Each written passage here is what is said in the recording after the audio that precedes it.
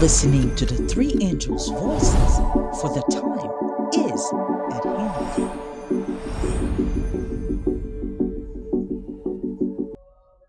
Family, I'm glad you're back.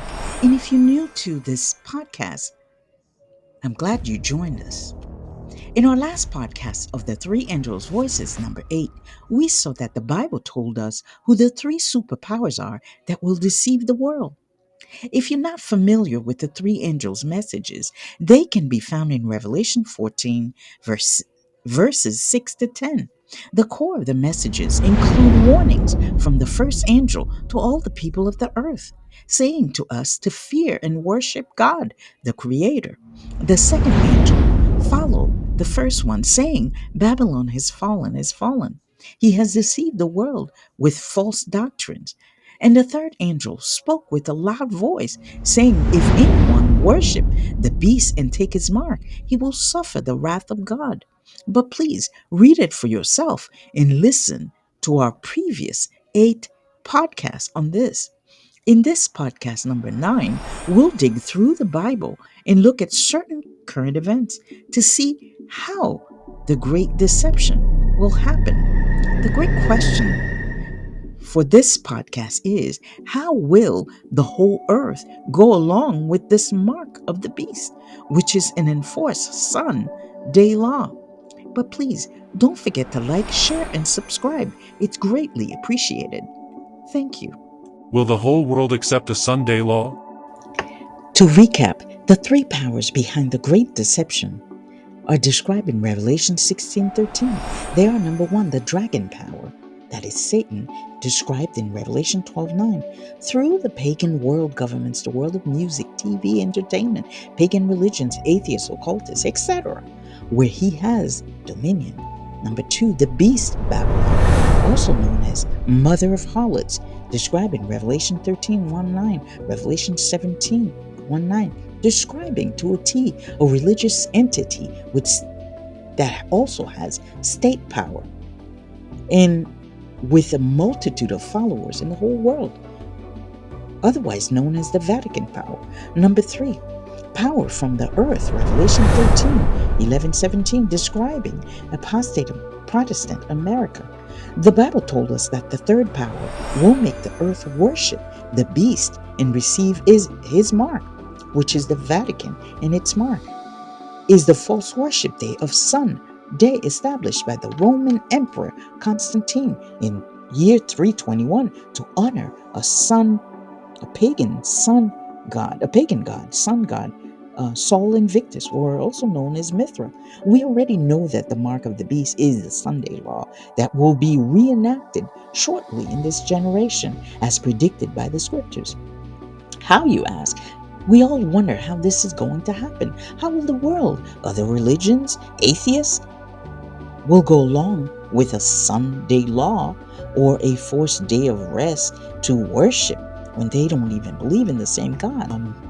Rest or Sunday worship has carried over through centuries, unbeknown to a lot of Christians. They've been worshiping on the day that's not ordered by God.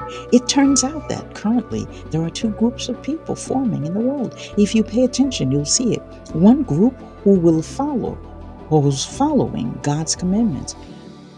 Those with the seal of God, recognizing or remembering that God, from the beginning of creation, sanctified the 7th day of the week and hallowed it, making it a sign between us and Him. And that is God's mark, God's seal, the 7th day Sabbath.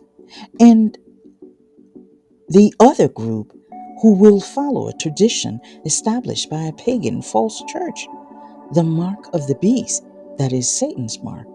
It's not a seal or mark that you will see with your eyes, and that's described in Revelation 13:15-16, as it tells us that the false prophet, the apostate American Protestant, who have departed from God's true worship, they will cause all the earth, both small and great, rich and poor, free and bond, to receive a mark in their right hand or on their foreheads, that no man might buy or sell, save the person that has the mark, or the name of the beast, or the number of his name.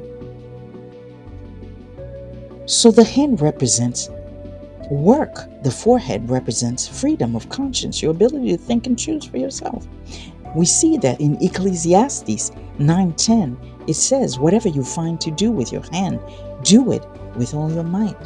So your right hand is your ability to work by yourself for survival. And in your mind, you choose to believe in God or not. So when a Sunday law is passed and enforced, and the key word here is enforce, and it will, you will be forced to worship something against your will, or you will not be able to buy yourself. The Bible says that there will be a great time of trouble for those who will keep God's commandments for the true Sabbath. So the beast Vatican was given its seat and power by the dragon, which is Satan, as we saw in the last podcast. And even inside the Vatican, there are paintings depicting the dragon placing the triple crown of the Vatican on the head of that power. And still you ask, how will the world at large agree to this? Well, we see that current events show that we are on the brinks of that happening. The pagans, or the pagan religious system, already worship nature and the sun god, which is Mithra. That's the chief god of nature worship.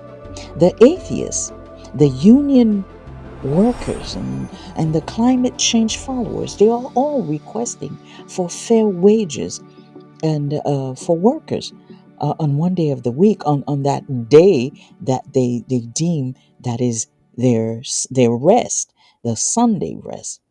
On a side note, a current high official, or that was a nominee for a high position, um, named Jonathan Berry, is a great advocate or proponent for that Sunday law that was passed by Constantine to be reenacted, so that workers can have a day off. And his plan is he's gonna force companies to adhere to that law. And of course, we know that the world religious systems, all the religions, have formed ecumenical pacts. Of course, we know that the apostate American Protestants are now in charge and will soon push for that law. Last but not least, the head of the beast power is gathering all the world religions to be united. The Bible is clear that the false prophet will cause all to worship the beast. All of these powers are in place for this to happen. Even the head of the beast right now is an American born individual. Do you see it? How this worship of the sun,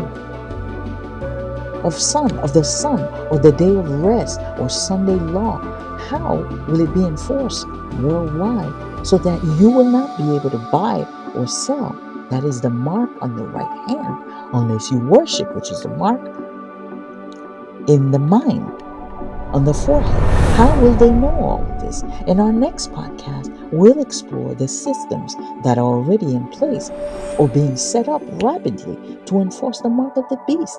As we are told in the book, The Great Controversy, these signs will happen rapidly towards the end.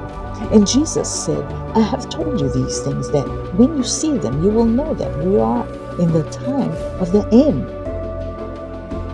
So please don't forget to like, share, and subscribe. It's greatly appreciated. See you next time.